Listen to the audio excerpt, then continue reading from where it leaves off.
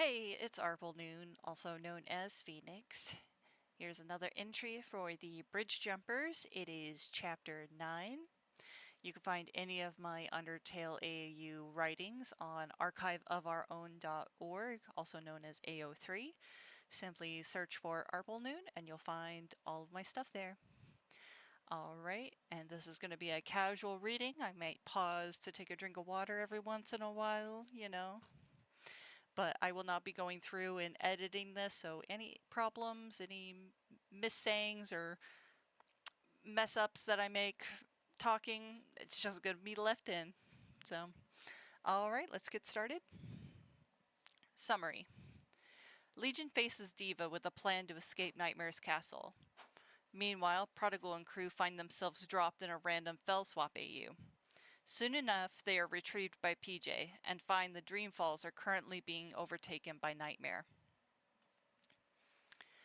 No matter how Diva tried, she couldn't use her magic. She spent what felt like an hour pacing the cell, testing the door, shouting, anything. But it didn't look like escape would be easy. Eventually, she collapsed in a corner, crying into her knees. Her arm and chest hurt like hell. What were they going to do to her? Why had they been after Prodigal? She should have been more suspect of what he'd been up to. Caught in a spiral of her own thoughts, she almost didn't catch the sound of a portal opening and someone landing on the stone. Murder came up to the cell door window, glowing red eyes shifting to a white in the dark. Diva! What? How do you... It's me, Lee. My name is Legion. I don't have time to prove it to you, he said, shoving his fist through the cell door, holding a key. Hide this on you. Don't try to escape until after you've been given your first meal. I have a plan. You need to get outside and run through the root forest. I'll catch up to you. It was all so much to process so fast. She didn't believe it. But as he spoke and insisted on transferring the key, she bolted to her feet, grabbed it, and shoved it in her hoodie pocket. You actually expect me to believe that you're Lee? She blinked. Then it dawned on her about how secretive he'd been about his job. Oh, my stars, I've been talking to a serial killer for 2 years. I'm sorry, I shouldn't have toyed with your feelings like that. This was the only way to protect you. You kidnapped me, you jerk! You should have sent me anywhere else than the multiverse than Nightmare's castle! She growled, wishing she could slap him through the bars. But I couldn't. My jumper code sends a signal to Nightmare anytime I use it. It tells him where the portal opens to. It's how he's been tracking your brother. So you care more about not getting in trouble with your boss. You're a murderer. You deserve whatever Nightmare does to you, creep. The look in his face unsettled her. She could feel his pained expression. He pulled away just as Killer teleported into the hall, grabbing him by the shirt. You fucking liar! You said you killed that bastard Papyrus! Well, I was wrong. It's fine. I got his sister. He'll come to us, said Legion. His tone changed as his eyes turned red again. Idiot! That won't be good enough for him. It doesn't matter if you take the blame. He's going to be at my throat, too. What is happening here? Came a voice from out of view. Diva strained herself to look, but soon enough the form of Nightmare appeared, his glowing eye meeting her gaze. She gasped, backing away from the door. You took a prisoner? Why? Said Nightmare. The target wasn't alone. He had powerful bodyguards. I took his sister so he wouldn't run and... started Legion. A loud crack like a whip. Nightmare slashed across Murder's face with a root. Diva covered her mouth as she saw blood dripping from his face. Holding his face with one hand, Legion didn't attempt to defend himself. You disobeyed me, said Nightmare, lacking emotion. Killer took a step back out of fear. Nightmare turned his eye back to Diva. He drifted to the door, then liquefied, turning to goop, moving through the crevices of the door, reforming on the other side. Diva thought her soul would flee her body, staring into the eye of the devil himself. He tilted his head with a grimace. What are you supposed to be? Shaking her head, she didn't know what he meant, but she was too terrified to think it over. That moment felt like an eternity. She might have died from fear alone. But eventually Nightmare turned, passing back through the door, his attention on Legion. You still haven't located ink, have you? No, sir. You're the most incompetent murderer I had in 20 years. But I'm feeling merciful. Go work on fixing dinner while I figure out what else is to be done with you. And you. He turned to Killer, who looked like he might just jump out of his bones. You also let Prodigal get away alive. For now, your punishment will be to locate Ink. I want him found. Killer ground his teeth, giving Legion a dirty look. Yes, sir. As Nightmare drifted away, Diva ran back to the door. She wanted to call out for Nightmare, ask why he wanted to kill her brother, but she was too afraid to face him again. The air between Legion and Killer felt tense. Eventually, Legion turned to move away, only giving Diva a split-second glance. In a flash, Killer raised his knife against the metal bars. Diva screamed and backed away. He laughed before finally leaving. Falling back against the wall and into a sit, Diva caught her breath from the intensity of what transpired. By now, the blood on her clothes had faded into a dusty white. Still injured, she needed to eat something to recover. Okay, what was it Legion said again, she thought, holding her head. Excuse me. Although she was still angry, she couldn't help but feel sorry for him. The way he'd been treated, and for now, she didn't have any choice but to trust him. He said, after I'm fed, use the key and sneak outside to the forest. Just keep running and he would catch up to me. That's as far as he'd gotten. And she hoped it was enough instruction for whatever he planned. Curling up on the hard floor, she'd at least try to get rest, what little she could be afforded in this place. Worrying would do her no good. If she was going to be running from these psychopaths soon, she'd need her strength. She must have fallen asleep, given she was awakened by a loud clang. The slot at the bottom of the cell door slammed shut. A tray with a glass and a bowl sat crooked at the center of the room. Water, broth, and food bits spilled everywhere. She looked up at the door. Hey, what's your problem? There was only a growl before the parting of footsteps. It must have been Killer.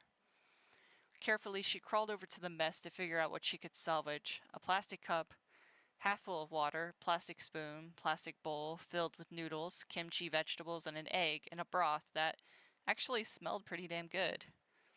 She recalled Legion saying he was Korean and loved cooking, and from what she'd seen so far, he wouldn't have any reason to poison her. While it was still warm, she ate all that she could. It tasted even better than it smelled. Her wounds mostly healed, though her bones would likely be sore for a while. Right. Was I supposed to escape now? Certain, she decided to wait for the food to completely absorb into her soul before arming herself with the key.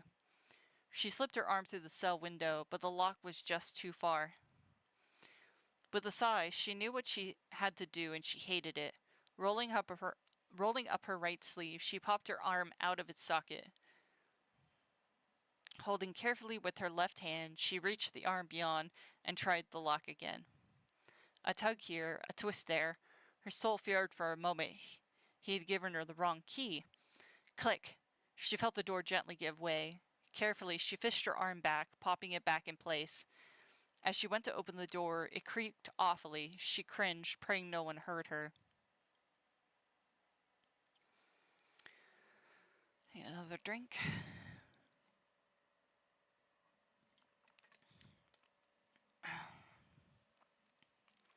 The four of them dropped, landing hard in a dark room. Jean knew he grabbed onto Prodigal, but one of Rhyme's arms smacked him in the head. Ow! Sorry, she said, clicking on a flashlight in her eye, looking around. It looked like they were in some sort of child's bedroom.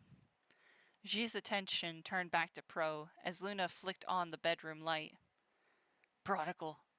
The smaller skeleton was breathing hard, cold sweat, eyes widened in pain. Luna, help! She floated back to them, using her healing hands once again, but Prodigal didn't seem to improve. Eyes tensing shut, his breath turned to wheezing. I don't understand what's wrong. said Luna, and summoned Prodigal's soul. She and Rhyme gasped at the bright red color of Pro's soul and the cracks that had formed over it. Oops, I lost my place. How? Is that what I think it is? Said Rhyme. It changed after the determination poisoning. They said he might have to see a doctor if it got worse, said G, then coughed, not used to talking so much. I think he used too much magic. It's damaging his soul, said Luna.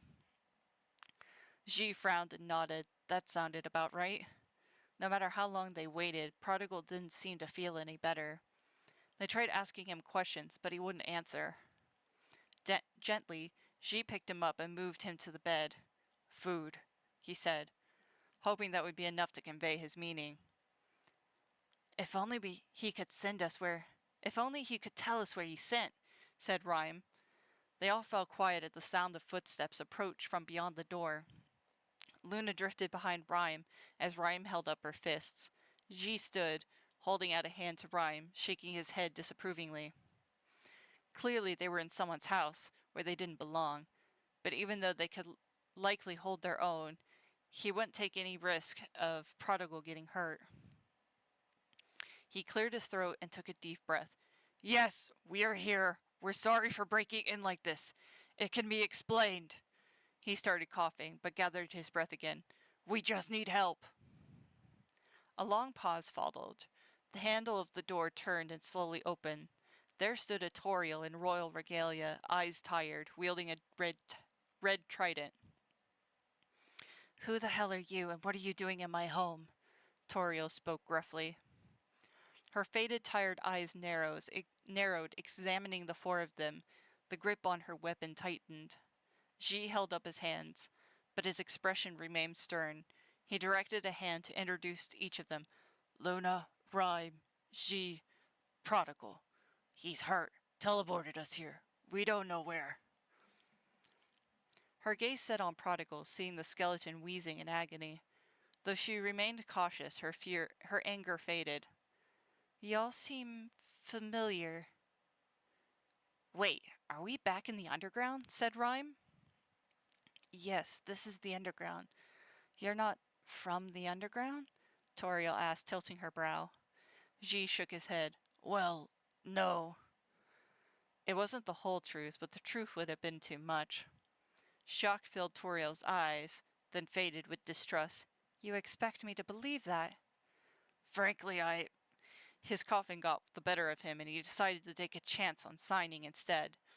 Believe us or not, my boyfriend could be dying. A flicker of recognition. The trident disappeared. Hesitation before she signed back. The skeleton there? She nodded. Toriel sighed deeply as she stepped in. Let me see him. He moved out of her way as she loomed over the bed. Prodigal opened his eyes. Mom? The Queen blinked, and G felt his shoulders stiffen. But Toriel only frowned, touching his head gently. Dear child, what's happened? He called her Mom. This world. It must have been similar to Prodigal's AU. Maybe that's why Prodigal brought them here. Toriel summoned Prodigal's soul. Goodness. Can you help him? G asked. I don't know. I've never seen this before. A bread monster soul? Neither have we, but maybe it's a bit of food would help, said Luna. Looking them over again, Toriel finally mustered a smile. You're lucky I have too much pie for one lonely old woman. I'll bring it here, and then you all can explain where you came from. When Toriel returned, G gently helped Prodigal to sit up. He'd help him eat the pie, and the Queen had brought, while Luna and Rhyme did their best to explain the situation. The tall papyrus chimed in every once in a while to correct them on the details concerning him and Pro. Arms folded, Toriel nodded at each bit of information, bewildered but entranced by the stories. So, you're all from another world?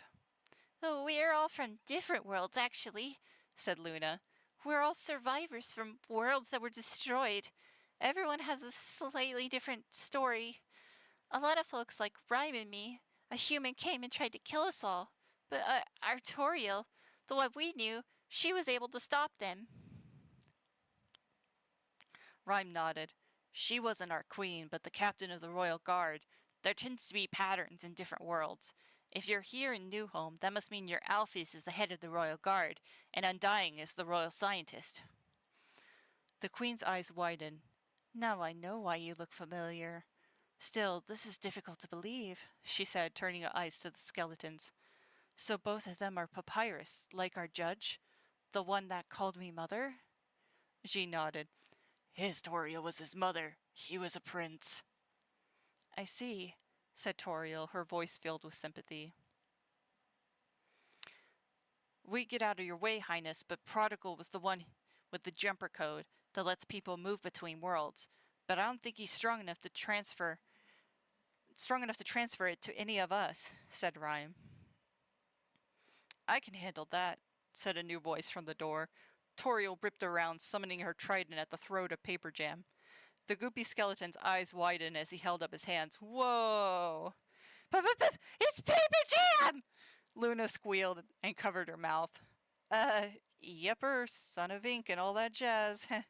He chuckled nervously, tapping the pointy end of Toriel's weapon. I'm to get you folks out of here. G narrowed his eye sockets. To arrest us? Huh? Oh, no! I'm taking you to the Doodle Sphere. Prodigal said Nightmare's brood took his sister, right? Whoa. He doesn't look so good. PJ looked to where the skeleton lay. His soul was damaged, said G, and summoned Pro's soul. Toriel lowered her trident for PJ to approach. He rubbed his chin, looking at the curious anomaly. I might know how to help him. Head fuzzy, chest felt like it was pulling apart. A painful breath woke Prodigal from slumber. The dark room filled with a warm glow. He could feel G holding him and gently shift as he woke. Prodigal? Where are we? Prodigal tensed. Safe. Doodle Sphere. Put us in a separate room. As Pro gathered himself, he could see they were laying on a cot by a stone fireplace. Inside a tent? He looked up to G and tilted a brow. G blushed and signed, not my idea. Bones shaking, Prodigal went to stand with G's help. He needed to find his sister, and G understood as well. Stepping out from the tent, Pro's eyes were met with the bright golden glow of the Doodle Sphere. Pages connected to thousands of AUs floating about and stretched for as far as the eye could see. In different areas floated clusters of everyday objects for each of the sphere's inhabitants. Before them was a whole group of folks gathered, talking about the events transpiring, looking at hologram screens as reports came in. Many of them looked up as Pro and G came into view. Pro reactively backed up into G. You're awake, said the one Prodigal recognized as Paper Jam, who floated to them. How are you feeling? Like shit. What's happening? Prodigal winced. Luna and Rhyme were still here. Prodigal recognized Template, Blue from Underswap, Epic, and a few other skeletons he couldn't place right away. Just as he'd taken them in, Skep teleported in, flanked by Color, a human, an Azrael, and another lizard monster. PJ had been saying something, but that's when all went mute to Pro as his eyes met with Skep's, both skeletons stiffening. What's he doing here? Said Skep. Oh, I brought him here to help find his sister, said PJ. You were supposed to take him back to the OT. Tilting a brow, Paper Jam put a hand on his hip. Frisk asked me to find them, not what to do with them after they were found. Skep growled under his breath, uttering something about as bad as your father. His sight turned back to Prodigal as he approached and held out his hand. I'll tolerate this, but you took something precious to me. I want it back. Prodigal blinked, touching his pockets, patting down his coat. Then he realized his panic showed in his eyes. I was holding it at the cafe, but the explosion, I lost it after that. I'm sorry. He'd never seen a classic papyrus look so angry. Pro didn't even think they were capable of such an expression of loathing. Lowering his hand, Skep looked away. Fine. There's more important things to worry about. Is everyone who is going... Is this everyone who is going with us? Everyone who showed, yeah, said PJ. I tried to contact Error too, but he didn't answer. A few whats rose in the crowd as Paper Jam held up his hands. Now hold on. Error just has much to lose from all this as we do. It was only logical to see if he would help. I agree, but we can't rely on Error to show, said Skep. Given that Dream is possessed, I'm guessing our plan is to get to the World Tree, get to the World Tree, get the golden fruits, and somehow get one into Dream's mouth. Prodigal held his head. He needed to sit, his legs already collapsing before he had the chance. Jeet caught him, picking him up gently. PJ nodded and looked back to Prodigal. We need one for him too. Prodigal's soul is severely damaged. The only thing in the multiverse that can cure him is one of those fruits. He shook his head. I'm not worried about me. Where's Diva? Oh my god.